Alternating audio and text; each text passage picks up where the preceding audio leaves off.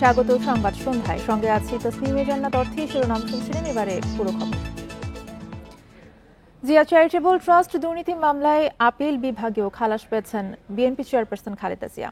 7 বছরের দণ্ড থেকে খালাস দেওয়া হাইকোর্টের রায় বহাল রেখেছে আপিল বিভাগ। সোমবার সকালে 3 বিচারপতির আপিল বেঞ্চ এই রায় দেন। বিএনপির আইনজীবীরা বলছেন, খালেদা জিয়াকে অন্যায়ভাবে সাজা দিয়েছে শেখ হাসিনার সরকার। সর্বোচ্চ আদালতের রায় এটি প্রমাণিত হয়েছে। দুর্নীতি দমন কমিশন বা দুদকের করা জিয়া অরফানেজ ট্রাস্ট ও জিয়া চ্যারিটেবল ট্রাস্ট দুর্নীতি মামলায় 2 বছরেরও বেশি সময় সাজা খেটেছেন বিএনপি চেয়ারপারসন বেগম খালেদা জিয়া। করতে পারেননি নির্বাচনও।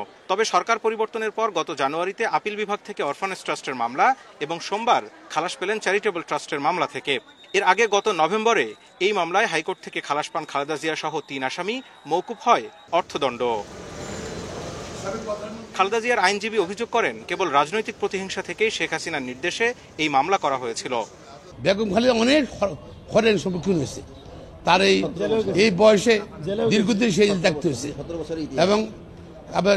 এবং এই আপনার হাসপাতালে জেলে থাকা অবস্থায় তার সুচিকিৎসা হয়নি, যার জন্য বেগম খালেদা জিয়া সুস্থ, বেগম খালেদা জিয়া জেলে ঢুকলেন হেঁটে, বেরোয়ার সময় হুইল চেয়ারে বেরোতে হয়েছে। জিয়া পরিবারের বিরুদ্ধে যে সমস্ত মামলা যে জজই হাত দিয়েছেন সেই জজই পুরস্কার প্রাপ্ত হয়েছেন।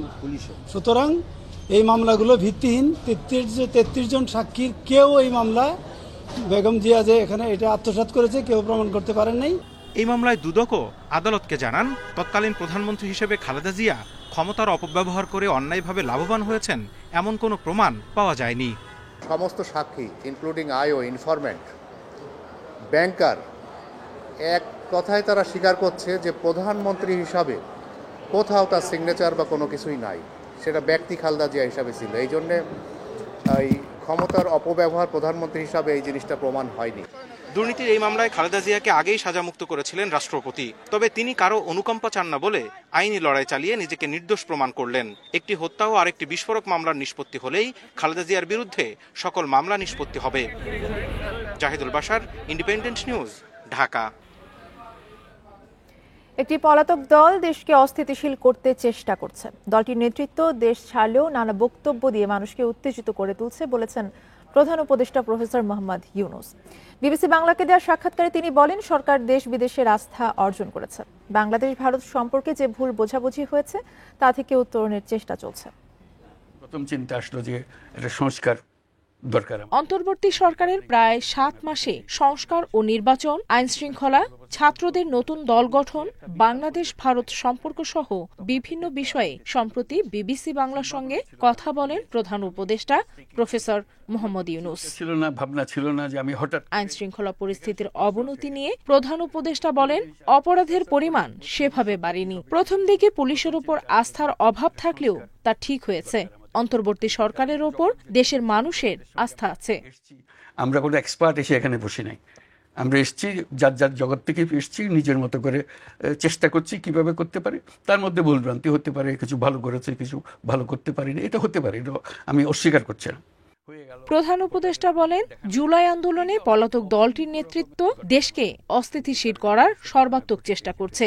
নানা বক্তব্য দিয়ে দেশের মানুষকে উত্তেজিত করে তোলা হচ্ছে।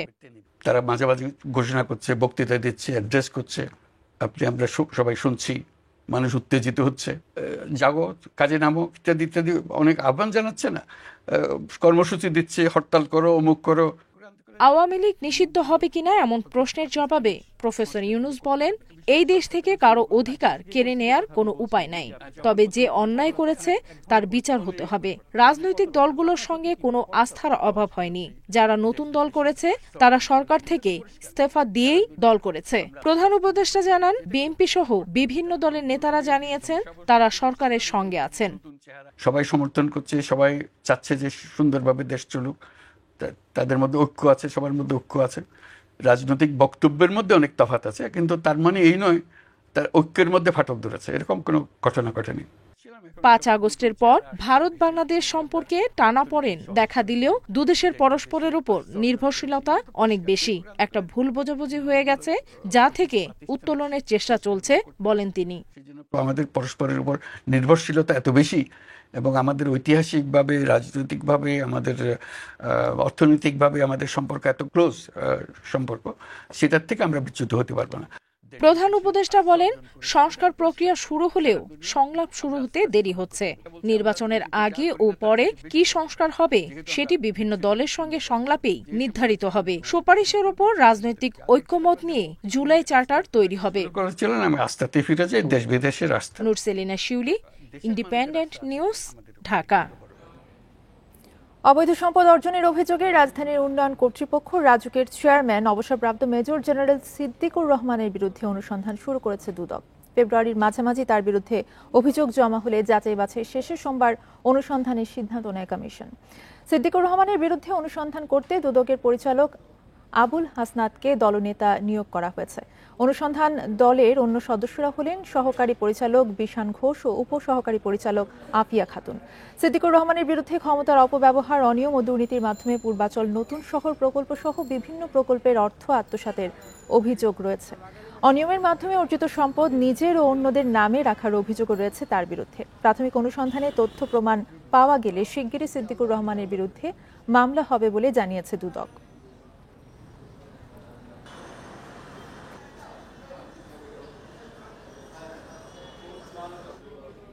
উচ্চবংশীয় গরুর নাম করে 133 কোটি টাকা অর্থ পাচারের মামলায় সাদিক অ্যাগ্রোর চেয়ারম্যান ইমরান হোসেনকে গ্রেফতার করেছে সিআইডি। সোমবার দুপুরে বিষয়টি নিশ্চিত করেছেন পুলিশের অপরাধ তদন্ত বিভাগ সিআইডি প্রধান। ইমরান হোসেনের বিরুদ্ধে বিদেশ থেকে গরুসহ বিভিন্ন প্রাণী আমদানির নামে 133 কোটি টাকা পাচারের মামলা রয়েছে। সিআইডি জানিয়েছে, মানি লন্ডারিং এর অভিযোগে সাদিক অ্যাগ্রোর মালিক ইমরান হোসেন, তৌহিদুল আলম জেনিত ও অভিযুক্ত প্রতিষ্ঠান সাদিক অ্যাগ্রোর বিরুদ্ধে মামলা হয়। তাদের বিরুদ্ধে অনুমোদনহীন ব্রাহ্মা জাতের গরু আমদানি, চোরাচালান, প্রতারণা এবং জালিয়াতির মাধ্যমে ভুটান ও নেপাল থেকে গরু আনার প্রমাণ পায় সিআইডি। প্রতারণার মাধ্যমে দেশীয় গরু ছাগলকে বিদেশি বলে প্রচার করে উচ্চ মূল্যে বিক্রয়ের অভিযোগও রয়েছে সাদিক অ্যাগ্রোর বিরুদ্ধে। সিআইডি প্রধান মতিউর রহমান শেখ জানান, প্রাথমিক তদন্তে অর্থ পাচারের অভিযোগ প্রমাণিত হয়েছে।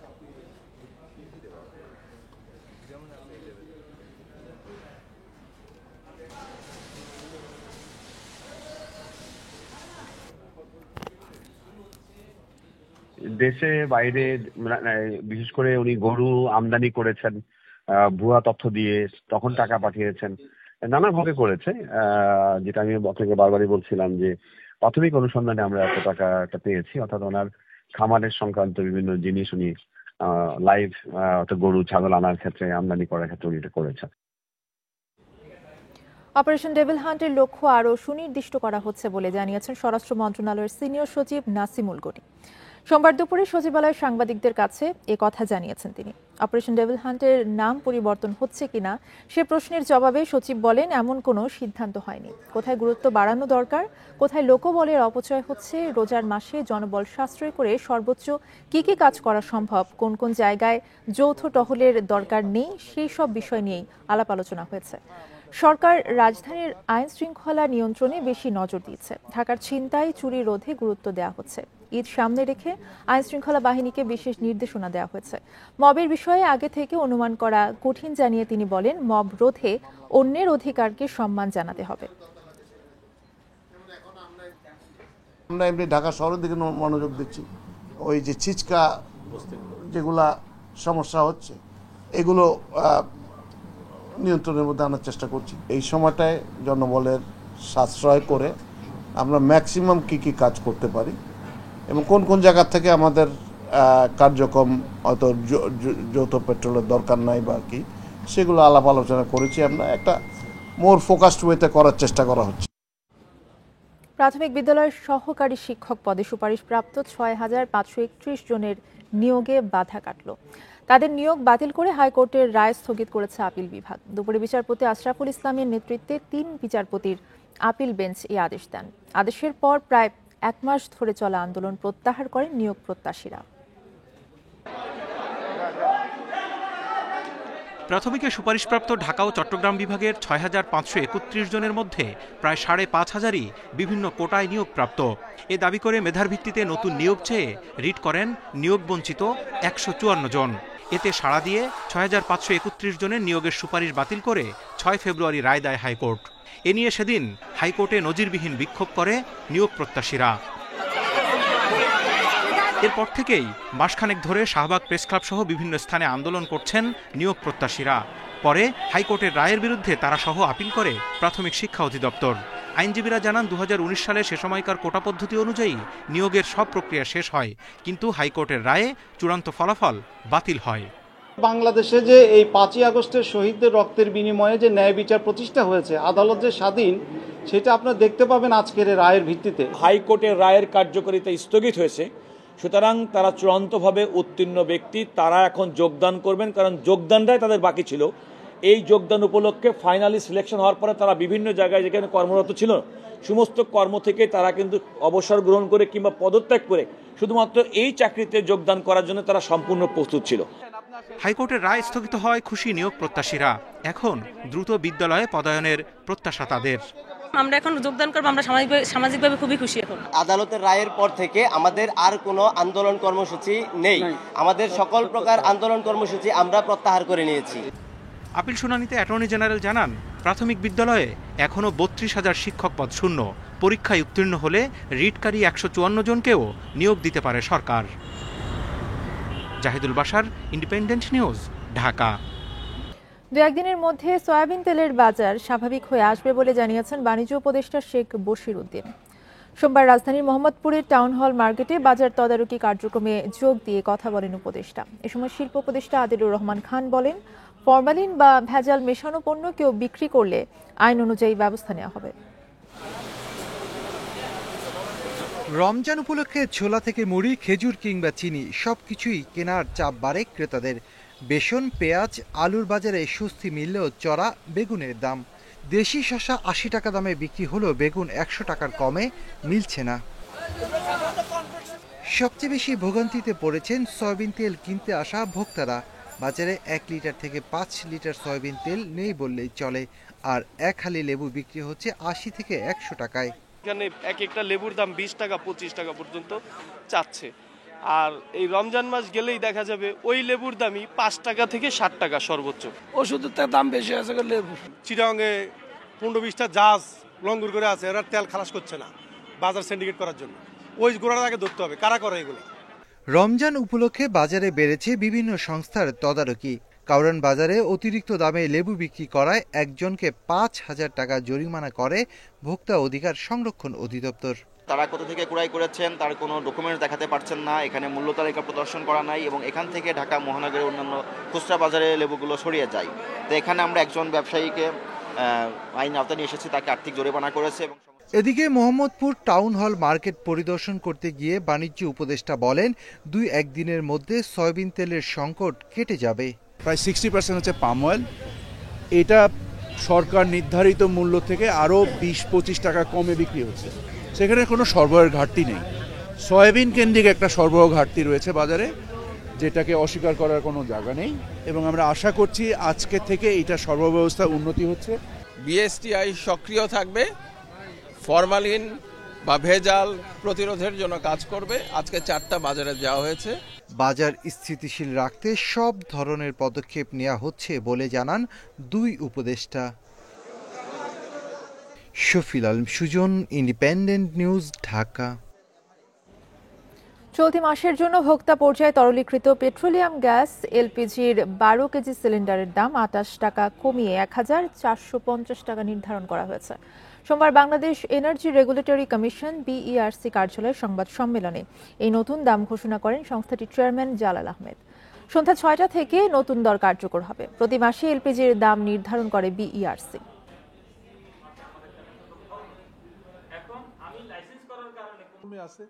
যারা ডিস্ট্রিবিউটর, কারণ ডিস্ট্রিবিউটরদের সমস্যা একরকম, যারা বটলা 12 কেজি সিলিন্ডারের মূল্য ফেব্রুয়ারি মাসে ছিল ১৪৭৮ টাকা, এটি ২৮ টাকা কমে মার্চ মাসে হবে ১৪৫০ টাকা। কোম্পানি বিক্রি করবে ১৩৫৫ টাকায় পাইকারি বিক্রি হবে 1405 টাকায় এবং খুচরা বিক্রয় মূল্য 1450। ৪৯,০০০ কোটি টাকা কমে সংশোধিত বার্ষিক উন্নয়ন কর্মসূচির আকার হল 2,16,000 কোটি টাকা। সোমবার রাজধানীতে এনএসসি সভায় অনুমোদন পায় সংশোধিত এডিপি। সভা শেষে সংবাদ সম্মেলনে পরিকল্পনা উপদেষ্টা জানান, দুর্নীতি রোধে প্রকল্প প্রণয়ন এবং সরকারি ক্রয় পদ্ধতি আরও স্বচ্ছ করা হবে। চলতি অর্থবছরে জানুয়ারি পর্যন্ত 7 মাসে এডিপি বাস্তবায়ন হয়েছে 22 ভাগের কম, যা গত কয়েক বছর 30 ভাগ পর্যন্ত ছিল। সরকারের রাজস্ব আয়, বৈদেশিক ঋণের প্রাপ্যতা সহ বাস্তবায়ন সক্ষমতা বিবেচনায় সংশোধিত এডিপি কমিয়ে 2.5 লাখ কোটির নিচে নামানো হয়েছে।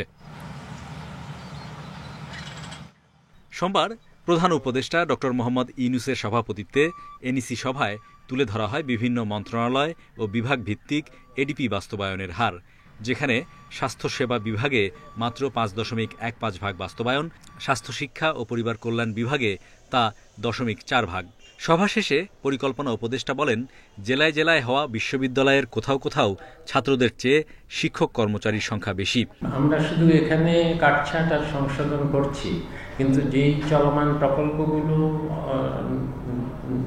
চলছে মন্ত্রণালয়গুলোতে, সেখানে তো প্রচণ্ড অনেক ক্ষেত্রে দুর্নীতি অনিয়ম হচ্ছে, কিন্তু সেটা পরিকল্পনা এসে সংশোধনের দরকার হয়নি। সেগুলো তো যদি থামিয়ে না দিতাম, যদি অনিয়ম বন্ধ না করতাম, তাহলে তো ওগুলো চলতেই থাকতো।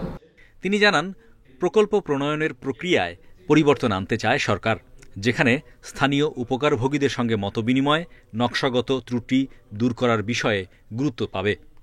সরকারের প্রকিউরমেন্ট টেন্ডারিং প্রসেস, সেটা সংশোধন করে একটা প্রস্তাব করে ফেলেছি, যেটা 2-3টা কমিটি হয়ে গেছে, এরপরে মন্ত্রী বা উপদেষ্টা পরিষদের কমিটিতে পাস হবে।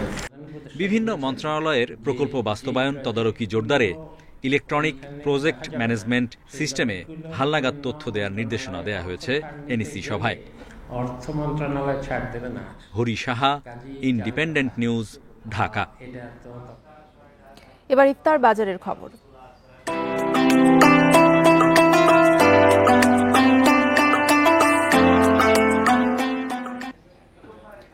পুরান ঢাকার চকবাজারে ইফতারে প্রতিবারের ন্যায় এবারও অন্যতম প্রধান আকর্ষণ বড় বাপের পোলায় খায়। এই খাবারকে কেন্দ্র করে সাধারণ মানুষের কৌতূহল আর আগ্রহ যেমন বেশি, তেমনি বিক্রেতাদের হাঁকডাকও বেশি।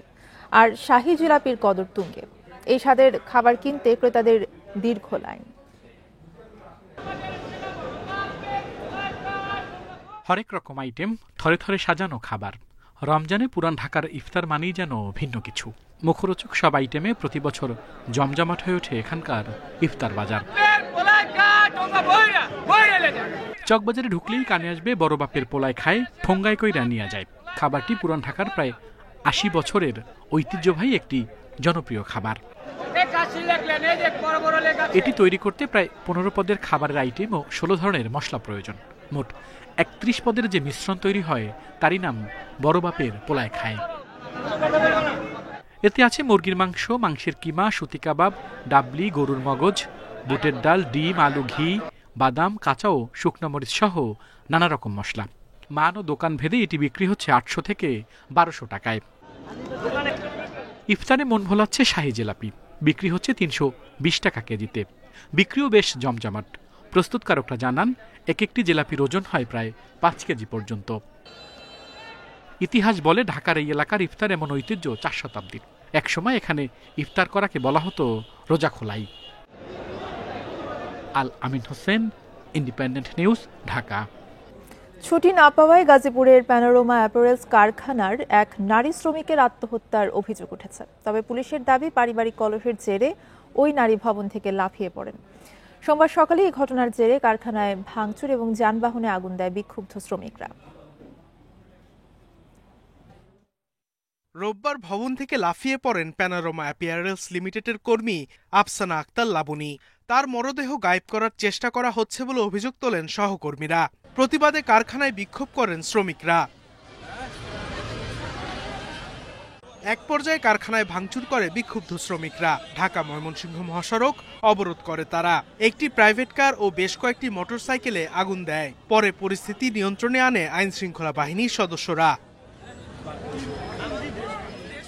শ্রমিকদের দাবি, অসুস্থতার কারণে ছুটির আবেদন করে লাবণী, না দেওয়ায় আত্মহত্যা করে সে। লাইন ছুটি নিবার কাছে লাইন ছুটি নিবে না, লাইন ছুটি হলো দেয় না, সুপারভাইজার গেট পাইতেছে সাজা দেয় না, ছুটি দেয় নাই। ওরা আমরা সাতটায় নামাজ পড়তে গেছিলাম 1টা বাজে, দেখছি মুনাজাতে অনেক কান্নাকাটি করছে। খাওয়া দাওয়ার প্রয়োজন আছে, রেস্টের প্রয়োজন আছে, সেটা কোথায়? শীতকালের কথা বলে এগুলো করে ঘটনাটা বলেন। তবে পুলিশ বলছে পারিবারিক কলহের জেরে আত্মহত্যা করেছেন। লাবণীর স্বামীকে গ্রেপ্তারও করা হয়েছে। এই পারিবারিক দ্বন্দ্বের জের ধরেই উনি আত্মহত্যার পথটা বেছে নেন এখান থেকে লাফ দিয়ে।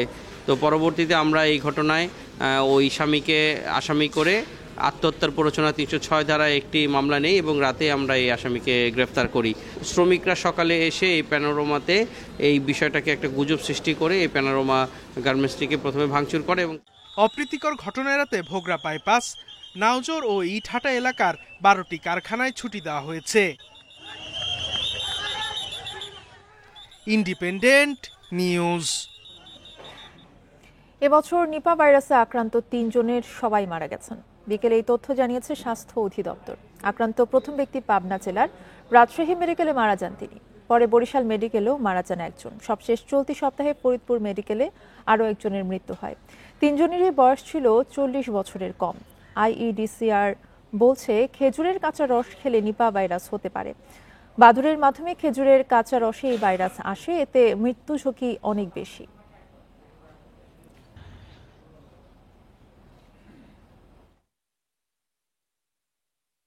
এই ছিল এখনকার সংবাদে। ইন্ডিপেন্ডেন্ট টেলিভিশনের সব খবর জানতে চোখ রাখুন ফেসবুক, ইউটিউব এবং এক্সে। ধন্যবাদ।